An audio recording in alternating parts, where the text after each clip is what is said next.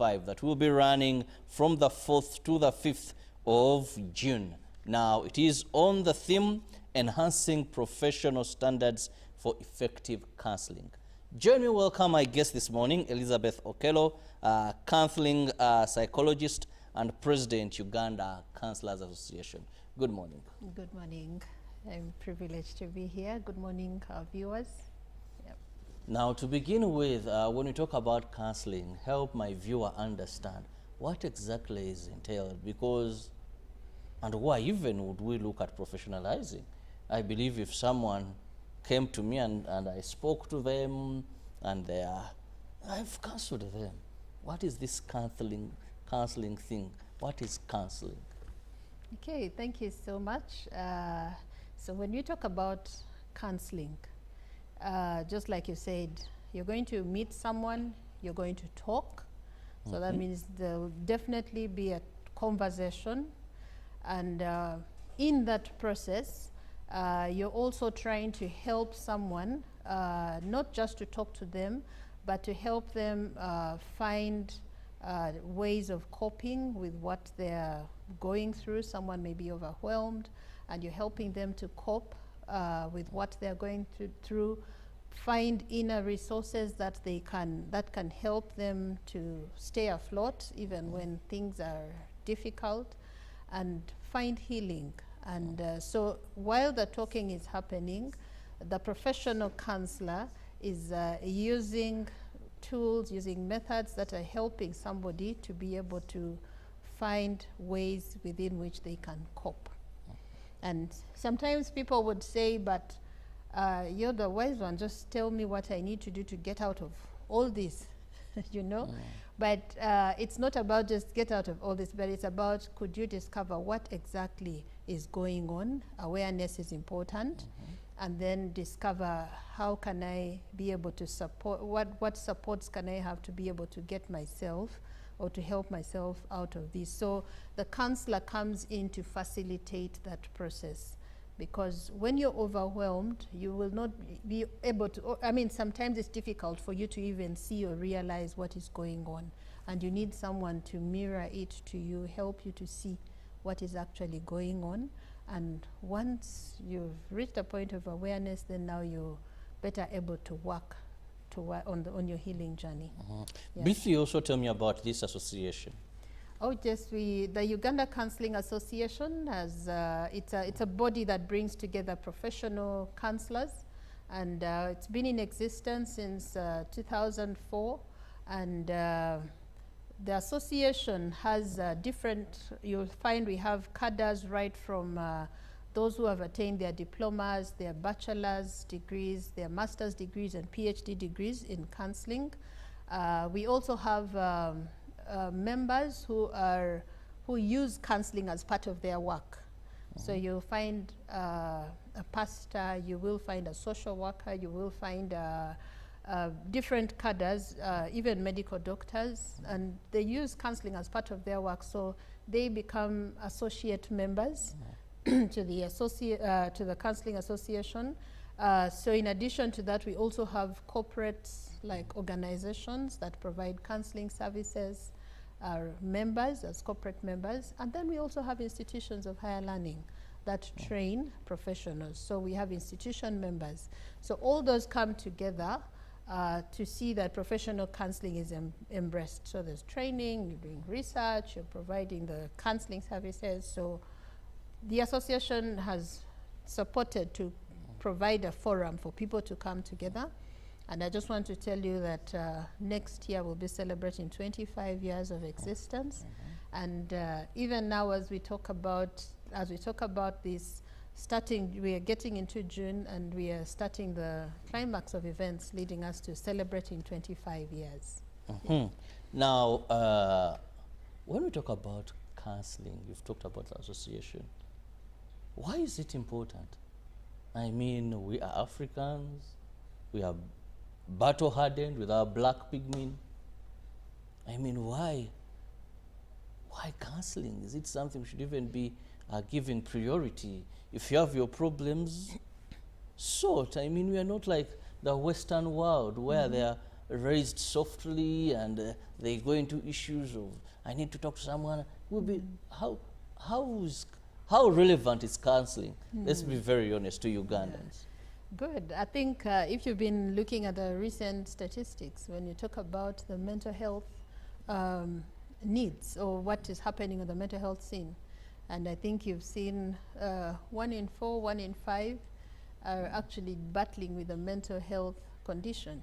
Now, this will, by the time you realize that you actually, the why counseling is important is because each one of us is a human being. For as long as you have a brain, yes, you will be subject to facing situations sometimes that are out of your control. But also, we go through different situations in life, and they treat us uniquely in different ways. So we need, why we need counseling is, one, we need to be able to cope with what we are going through, okay? But also, when your mental health is at stake, you're not productive, okay? You're not able to cope with situations that you're facing, and you cannot contribute productively to your community. So counseling would help you to come to terms, to be able to cope with what you're going through. It will also help you to be able to be productive in your society as well, but also to be a productive community member, so that you can be able to contribute to your community, in your family. Starting with, you have parents in the family, you have children in the family, children at school, children living in community in the different schools. So what we would really want to see is that we have reached a fair level of global resilience, where people can be fairly able to cope with situations around them and be more productive. I mean, see how productive our nation would be if we have if we have addressed some of these issues, and we can be able to cope with what we are facing. Yeah, so it is important, and I would want to emphasize that the professional counseling is important, because you're working with a professional who is helping you through well-guided processes. I know on the scene we have so many of people who would call themselves counselors. Yeah, but the professional approach helps you on your healing journey, and that's what I would say. Now, also looking at Uganda's case, how affordable, how available are counselors? I'm told that is one area where it's quite expensive. If you go to see a psychiatrist now, okay, that is an expert, and you need counseling to a certain extent. Maybe during the healing process, the psychiatrist may not be that there for you, but to find a professional counselor globally, people are very expensive. Now, when it comes to Uganda, we even believe, apart from the likes of pastors, maybe church, if you say, I have an appointment and I'm going to meet a psychologist who is a counselor, people may even start knowing that so-and-so has gotten a lot of money.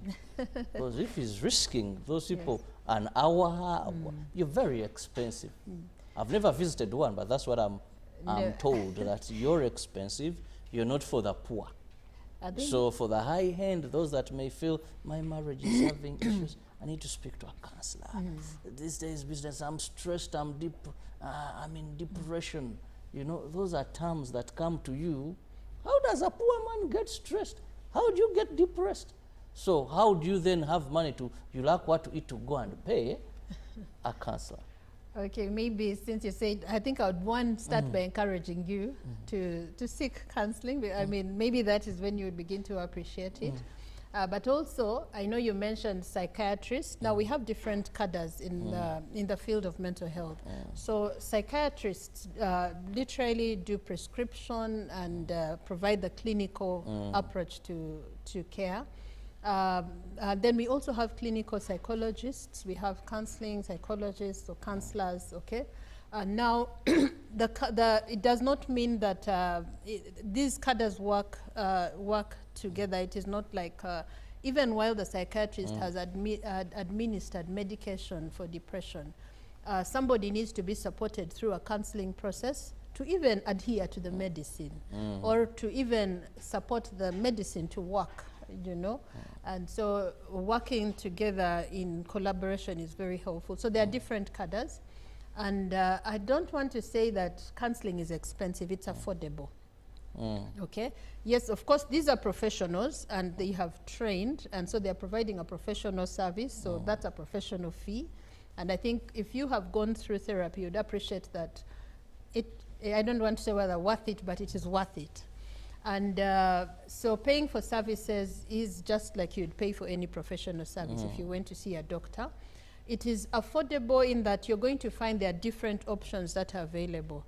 There are some, we do have some toll-free lines, okay? Mental Health Uganda, Strong Minds Uganda, they run toll-free lines. So somebody simply needs to have a phone and dial a toll-free number and be able to get someone to help.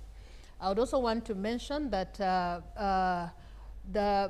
when you seek help, there'll be sliding scale. So it's not that you'd say the rates are so high or so, but I just want us to appreciate that it is a professional service that should be paid for. And we also, as professionals, are mandated to offer pro bono services. So it's not that there will also be professionals who offer pro bono services. And I would want people out there to appreciate that what we pay for the counseling services is worth it. Yeah. It is indeed worth it, what you pay, because remember, it avoids that breakdown. It saves so much that you think you may be spending. Now, let's look at also, you're the president of the professionals. Now, let's look at those that are not professionals, because you want to address the counseling thing in general. I oftentimes see schools had counselors. Now every senior teacher, or was it senior man, was a counselor.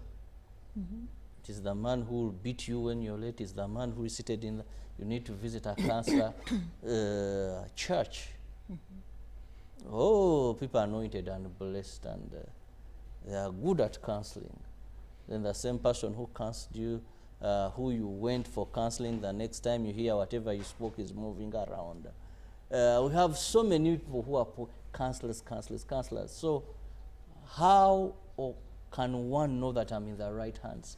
Because much as it's a profession, like I earlier said, it is very easy for someone to appoint themselves. In any institution, it is easy. Maybe they look for an older person, or a person who has spent some long time. If you have issues, go and speak to this one. He's now our counselor. Yes. Yeah. Okay. So now, when you go to train as a professional counselor, let me start by emphasizing that the minimum training for you to become a professional counselor is 2 years. And it's not just training theoretically, but you must do a supervised practicum. That means you actually go to practice and you must be supervised by somebody who is qualified. So if someone is out there and is saying they're a counselor, minimum 2 years from an institution that is recognized or accredited to train counselors, and should have supervised practicum. So there's so many programs people go and do. I did an online course, I'm a counselor. I did a coaching, mentor, you know, there are so many terms out there. Well, they might have gained some knowledge, but that does not make them a counselor. Okay, so that is one. Two, there are different programs. The teacher will have a module or where they'll train, and they'll say, okay, because you're going to work with people, get to have some, because they're very key in identifying that this person needs counseling. So they need to have some knowledge about counseling. But a teacher does not go through a supervised practicum. So they can work with the children in the class, identify that this person needs help, point them to the counselor to provide the professional help. I want to say that things have changed a bit right now. Even in the church, the church leaders have started to realize that it's important to do professional training. The theological colleges do train, do counselor training, and we do have religious leaders who have undertaken professional counseling training programs. So there is an improvement even in the churches or in the religious settings where there's an increased appreciation of professionalism in counseling. And so churches out there that have not embraced that, I mean, the Uganda Counseling Association can support in pointing out to what do you need to do, what mechanisms do you have to put in place, where do you need to go to train, how do you train your staff, because the need is great and we need as many people out there who can have this skill as possible. So that is very essential. Yeah. Now let's go to the conference, Yeah. The summit. Please tell us about this. So as we get to our 25 years celebration, one of the things that we decided to run is the National Councillors Summit. And this Councillors Summit is going to take place on the 4th to 5th June at Makerere University. So we're doing it in partnership with the Makerere University. Our theme is enhancing professional standards for effective counseling. And why are we talking about this? I think from our previous conversation, we've realized that there's a lot of quack activity going on out there. And we're saying, can we have those who are, like, can you affirm that which you have trained in? Can you professionalize that which you are doing?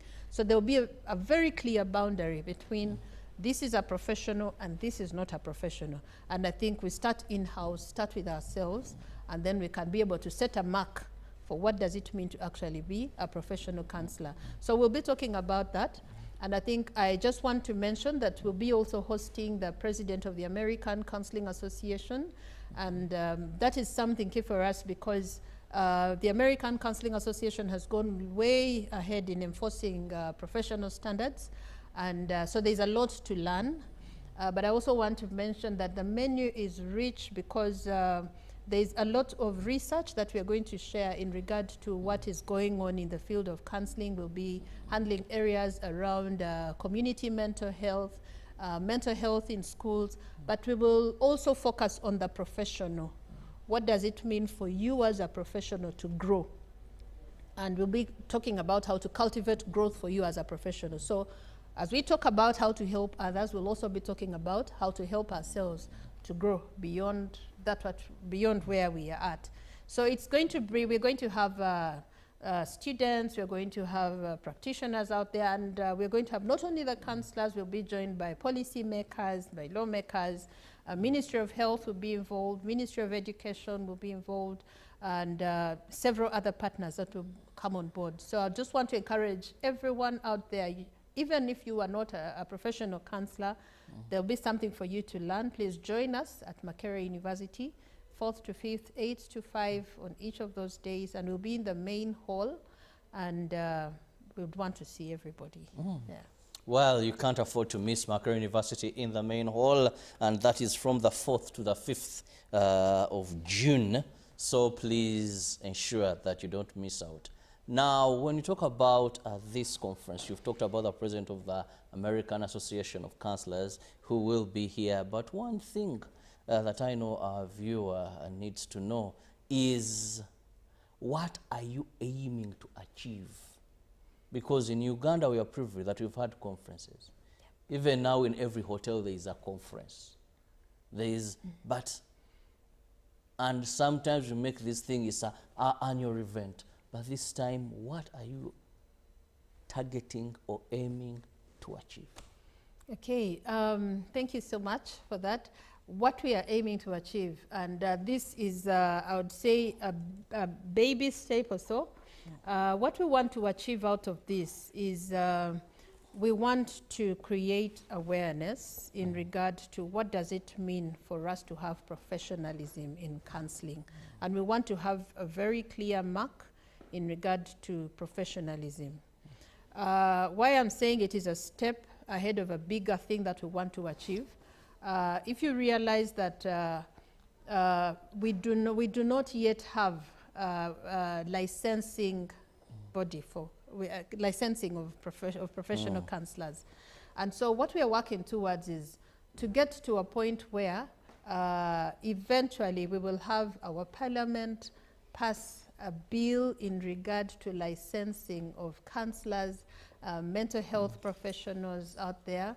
And when we do that, we will be able to be at a point where we can have very clear boundaries. So for the conference, we'll be strengthening our professional standards. What does it mean for me to actually be a professional and to work? And so in that direction, we would want to see what is it that the research has brought out in regard to the different areas where we serve in the school. So we'd want, the more we also publish or let people know what research has been done, then the more action we'll see out of that. So that's what we want to achieve, and I want you to see that it is a step in a bigger picture that we want to achieve, not only as counsellors, but as mental health in Uganda.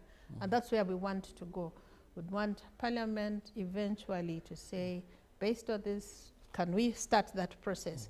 So that process starts with where we are at now and trying to enforce some of these boundaries in our professions for us to bring that out very clearly. Well, indeed, we must have professionalism in counseling. It is a very critical area where people come to you seeking for guidance. People come to you knowing that after that session, now just imagine someone who is not trained, but just believes because of time spent on earth, because of experience gone through, someone who has been divorced turns out to be a very good counselor. So they will tell you, no, go and speak to so-and-so. Then if she's had a number of those, then you say, we have a counselor here. She can speak to you. Someone who's, so professionalism, there's so much. Because professionals have codes of ethics they follow, they have the training and all that. Well, allow me to go for a very quick break. And when I return, I and my guest will still be discussing more regarding the summit that is coming up.